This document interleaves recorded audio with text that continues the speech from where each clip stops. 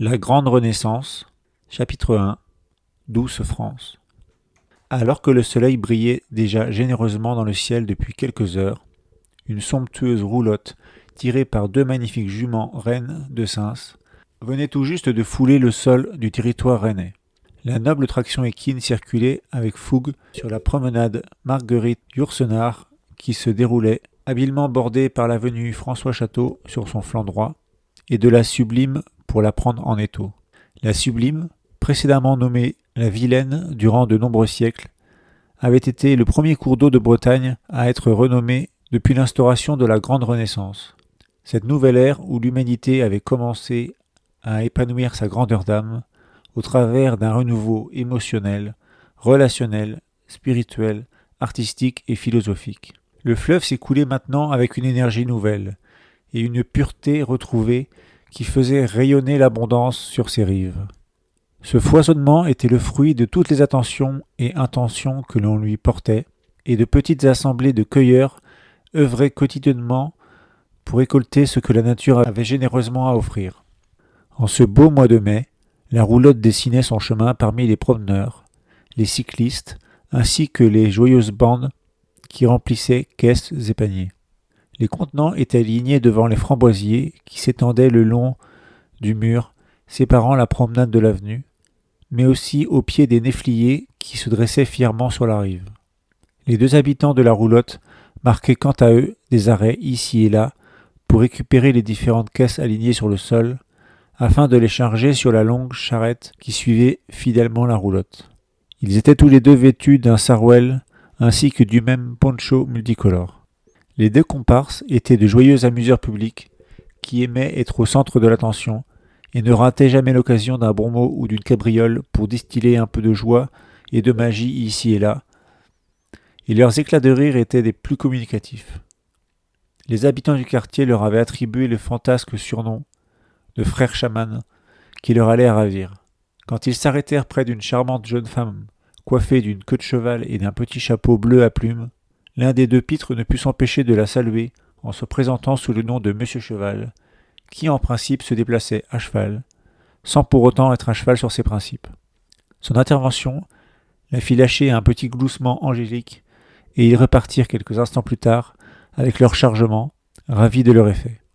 Une autre population s'activait avec grâce, soutenue ou embrassée par le fleuve et ses paisibles ondulations, puisque celui-ci accueillait de nombreux plongeurs dans ses eaux, ainsi que quelques canoës et autres embarcations en surface. La Sublime était devenue ce que beaucoup appelaient affectueusement le nouveau métro aquatique, peuplé d'une variété de brochets et de cendres, de civets et d'anguilles. La dépollution radicale des eaux avait permis de voir réapparaître de nombreuses espèces animales et végétales, d'établir un nouvel équilibre en augmentant la biodiversité, mais surtout de revenir à une pureté et une qualité énergétique de l'eau indispensables au bon déroulement de la vie. À partir de la période de la révolution industrielle, que l'on surnommait maintenant la grande pollution industrielle, l'humanité n'avait cessé de profaner et saccager la nature, s'empoisonnant par la même occasion, le corps humain étant essentiellement composé d'eau et n'étant pas fait pour absorber la multitude de poisons diffusés dans les airs, dans les sols ainsi que dans l'alimentation. Dieu merci, cette époque était à présent révolue. Une fois avoir terminé son étape, la roulotte arriva au niveau de la terrasse du Vertu Gardien, composée de 3 parcelles disposées en escalier, et qui étaient utilisées pour la culture. Les conducteurs furent accueillis par une succession de sourires complices de la part des 5 maraîchers qui s'y trouvaient et avec qui ils avaient déjà coopéré.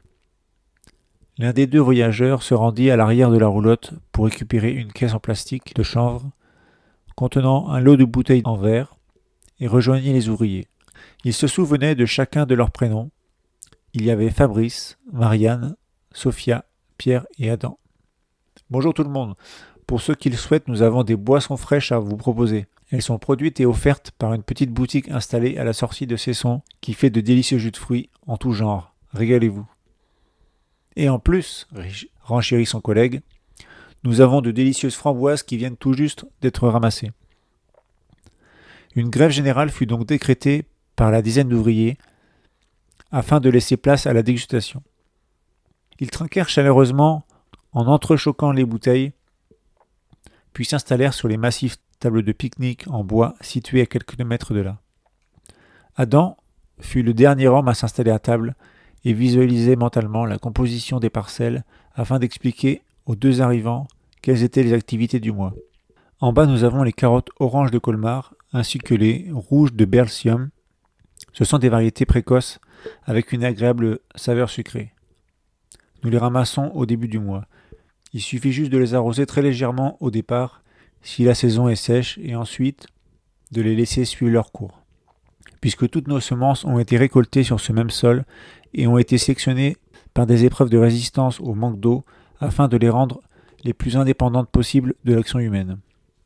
Les deux hommes acquiescèrent en hochant la tête, d'un air confiant, lui indiquant qu'il pouvait poursuivre son explication. Ensuite, nous avons des fèves d'aqua dulce qui sont à ramasser. Mais avant, il faut terminer les laitues d'hiver de Russie, sur lesquelles nous avons pris un peu de retard. Quant au céleri rave, il ne sera pas prêt avant août. Eh bien, considérez que vous avez 2 agents supplémentaires dans la mission laitue. Je suppose que mon collègue est tout aussi enchanté de ce programme. Laitue ? Bien évidemment. Cette motivation, je l'ai, tu l'as, nous l'avons. Et une fois que vous aurez terminé, vous pourrez aussi m'aider à descendre les caisses de choux cabu blanc et d'épinards matador pour les déposer près du bord de la Sublime pour le lavage. L'attention de tous fut alors captée par l'annonce de l'anniversaire de la jeune Marianne, qui fêtait alors ses 21 ans, et une autre tournée de boissons fut alors distribuée pour fêter la joyeuse nouvelle. J'ai préparé un gâteau pour ce midi, et je propose que nous allions tous manger au carrefour du goût, situé sur l'avenue Sergent Maginot, et nos 2 invités sont bien sûr les bienvenus. Eh bien, nous acceptons l'invitation avec joie. Nous vous rejoindrons après avoir terminé la distribution du marché de Robidoux. Vous êtes toujours d'intrépides itinérants ? Toujours. Nous adorons faire le maximum de rencontres dans les différents quartiers. Demain midi, nous irons livrer pour le marché de Sainte-Anne. Après avoir bien grignoté, rigolé, trinqué, les équipes se remirent à l'œuvre pour terminer le programme de la matinée.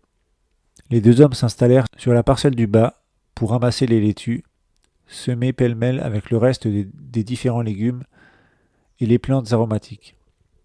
Le jeu constituait à couper et regrouper les salades par caisse de 6 et les empiler près de la rive. La récolte avançait bon train et les heures défilaient doucement. Par simple distraction, un membre de l'équipe situé sur la parcelle du haut se mit à improviser une chanson humoristique à la gloire des oignons. Et son refrain fut bientôt repris par tous. Chacun y ajouta ensuite sa petite touche pour faire évoluer la chanson dans les directions les plus surprenantes, absurdes, farfelues, poétiques et amusantes possibles. Et en un rien de temps, arriva le moment où il fallait mener le combat. « C'est l'heure de sortir le dragon bleu », déclara la jeune Sophia en se précipitant vers la cabane à outils. Elle fut rejointe par 2 camarades qui l'aidèrent à récupérer le système de pompage et à plonger son extrémité dans les profondeurs de la Sublime. Le dragon se mit soudainement à pousser de puissants cris draconiques et à cracher de puissantes flammes aquatiques en direction des caisses de légumes. L'affrontement fut mené de manière active et héroïque, et le dragon, encore une fois vaincu, se réfugia dans sa tanière pour reprendre des forces jusqu'à la prochaine bataille. Les caisses furent alors chargées sur la charrette, qui put ensuite s'élancer vers de nouvelles aventures, laissant l'eau utilisée pour le lavage des légumes s'écouler doucement jusqu'à reprendre docilement son cours. La roulotte continuait son périple en parcourant maintenant la promenade des Bonnets Rouges, qui longeait également la Sublime pour rejoindre le marché de Robidoux. Ici, le passage était plus étroit, puisque la partie du chemin qui donnait sur les bâtisses du quartier était occupée par une ligne d'arbres fruitiers, ainsi que par un parcours d'acrobranches. Ici, des enfants de tout âge défiaient la gravité à des hauteurs approchant les 10 mètres aux endroits les plus élevés, et cela en parfaite autonomie. C'était tout un village suspendu qui existait là-haut, composé de tyroliennes, de ponts de singes et de cordes de Tarzan, pour s'élancer d'une rive à l'autre. Il y avait également de nombreuses structures abritant divers jeux et ateliers de découverte de la nature, où chacun partageait son savoir et sa créativité. Durant la précédente nouvelle lune, qui jouissait d'un ciel parfaitement dégagé, avait été organisée une soirée dédiée à l'observation de la voûte céleste. Que pouvait-il y avoir de plus beau que de voir des dizaines de pères Dieu s'illuminer par la soudaine prise de conscience de l'immensité de l'univers. Une infinité de galaxies composées de trous noirs, de planètes et d'étoiles qui permettaient de relativiser l'importance de notre condition humaine. La roulotte arriva finalement au niveau du marché et de nombreux habitants avancèrent à sa rencontre afin d'aider au déchargement des caisses pour les disposer au centre de la place avec le reste de la production environnante. Puis quand tout fut installé, la répartition put enfin commencer et chacun put prendre ce dont il aurait besoin durant les prochaines semaines. Le reste serait ensuite déposé à la boutique puis mis en ligne sur la plateforme partagenational.fr qui permettait à chacun de participer au partage et à la redistribution. C'était cette politique de développement de l'abondance et de l'autonomie alimentaire, couplée à un réseau de distribution qui avait permis de faire un pas considérable vers une société post-monétaire, c'est-à-dire une société de la gratuité. En effet, lorsque les magasins gratuits disposant de produits de seconde main se virent rejoints par des boutiques de gratuité alimentaire, la société réalisa un tournant dans son évolution avec la décision d'assurer à chaque citoyen un accès gratuit et raisonné aux besoins vitaux. Bien sûr, ce processus de recréation de l'abondance terrestre ne fut possible qu'après le terrible affrontement qui avait mené la chute des hyperpuissances capitalistes qui avaient œuvré dans l'ombre durant des siècles pour pervertir l'humanité et la garder sous son contrôle afin de jouir de tous les excès les plus sordides. Une fois la grande libération effectuée, la société fut totalement repensée pour être structurée sur le modèle de la nature, simplifiée en 3 étapes phares de l'évolution d'un être vivant. Lorsqu'un enfant arrive au monde, ses parents assurent sa survie et son bon développement. Ensuite, la société lui offre les moyens d'acquérir du savoir et de se construire de manière libre et consciente, afin qu'il puisse finalement trouver une place active et épanouissante dans la société. Voilà pourquoi l'organisation sociale fut repensée en 3 pôles. Le pôle vitalité, assurant les besoins vitaux comme l'accès à un habitat, à une alimentation saine et à l'énergie, de manière gratuite et raisonnée. Le pôle transmission du savoir, composé des écoles, des centres de formation, ainsi que des différents médias et centres de recherche, dont les enseignements étaient accessibles librement et de manière libre de droit. Et enfin, le pôle activité, composé de coopératives de biens et de services. La mise en place de la gratuité des biens matériels permit de mettre un terme à l'obsolescence programmée ainsi qu'au gaspillage des ressources. La gratuité des produits neufs fut celle qui provoqua le plus de révoltes du système économique, puisque de nombreux industriels craignaient que les produits les plus innovants allaient rafler toutes les parts de marché et se retrouver ainsi en suractivité et que le reste de la concurrence allait être au chômage technique.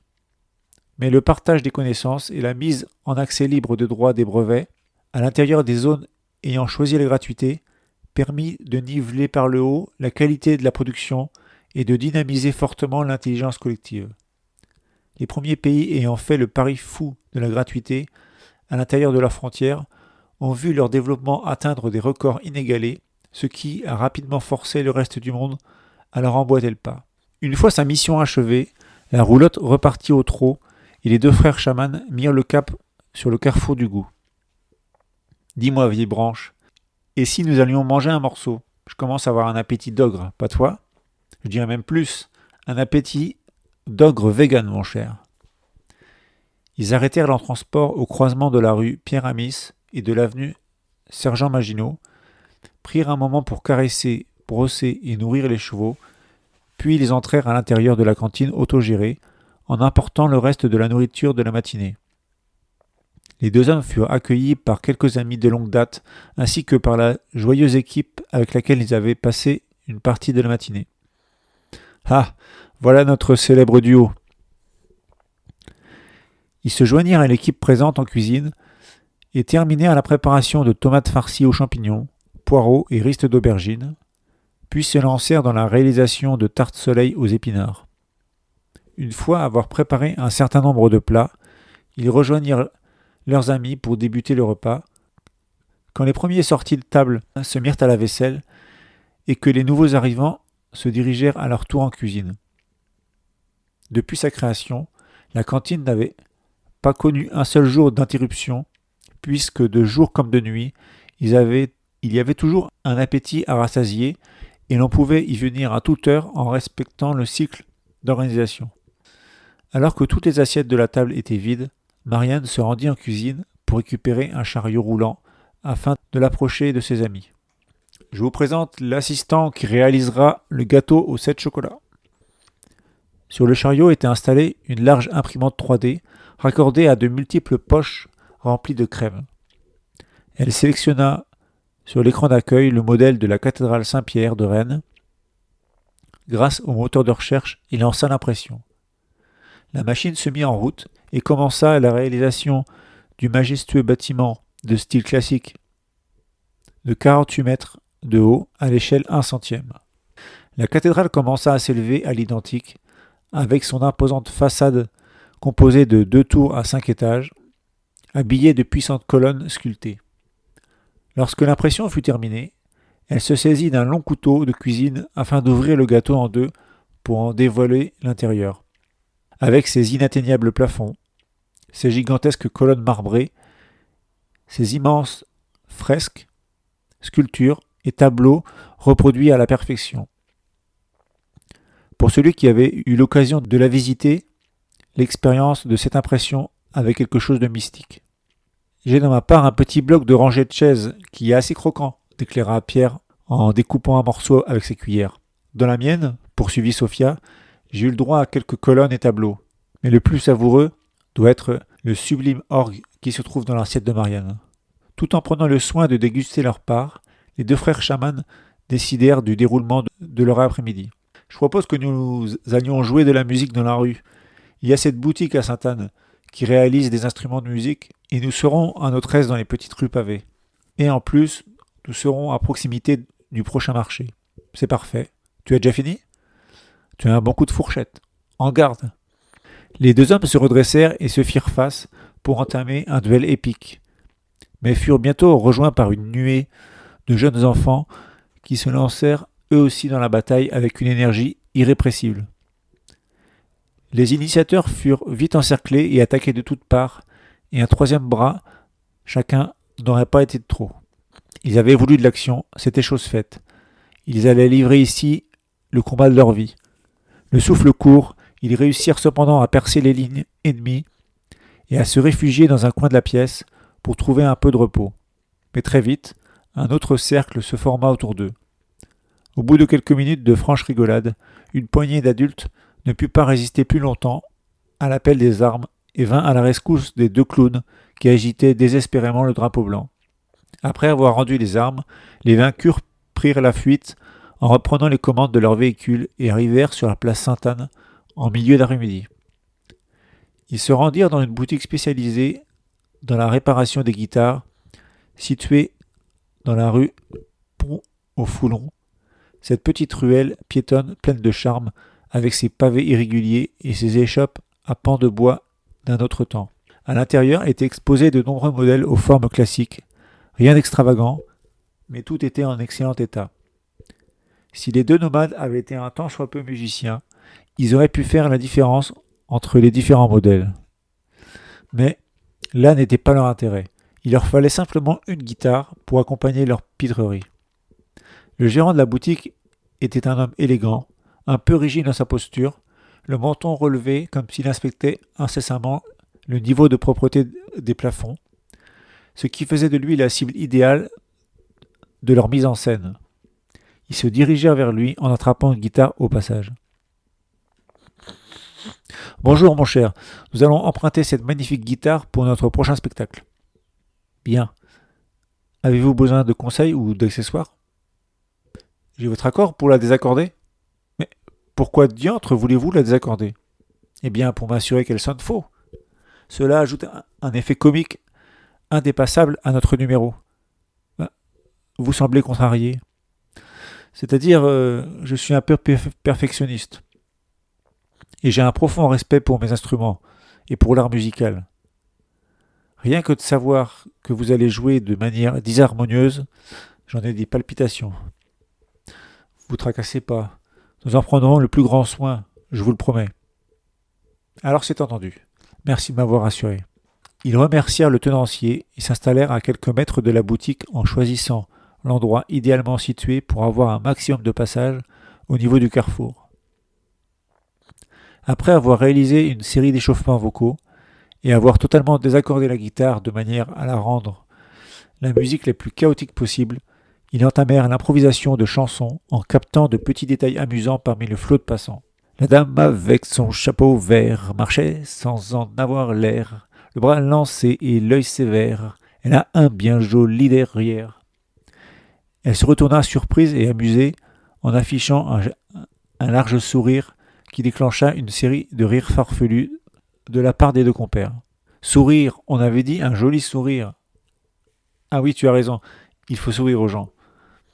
Les deux comiques repérèrent ensuite un jeune homme vêtu d'un long t-shirt rayé rouge et blanc. Hé hey Charlie, il est là, on a trouvé Charlie. Regarde plutôt celui-là, il sort de la boulangerie avec une baguette de pain. Harry, Harry avec sa baguette. L'homme se retourna et repositionna machinalement ses lunettes en face de ses yeux. C'était un jeu absurde et pourtant beaucoup trop drôle pour ne pas s'y essayer, surtout quand on en obtenait comme eux des fous rires en cascade. En moins d'une heure, se succédèrent tout un tas de personnages aussi mythiques qu'éternels, avec le capitaine Haddock, Elvis Presley, Kurt Cobain et même Jésus-Christ. Il faut dire que plus la ressemblance était tirée par les cheveux, et plus il prenait de plaisir à observer la surprise dans le regard des gens. Un certain nombre d'entre eux s'arrêtèrent même quelques instants pour tenter une imitation. Ce que les deux amis avaient aimé par-dessus tout, c'était d'accélérer la cadence jusqu'à toucher les limites d'improvisation de leur cerveau. Regarde là-bas, un financier, vite, une chanson. Ils entamèrent une nouvelle ballade inspirée de l'univers de Georges Brassens, l'un déroulant son monologue et l'autre, lui, donnant la réplique. Un financier en retard pour ses fiançailles d'argent, qui investissait du temps et de l'argent pour lui mettre la blague au doigt. L'homme fut pris d'un fou rire et se jeta sur eux pour les prendre dans ses bras.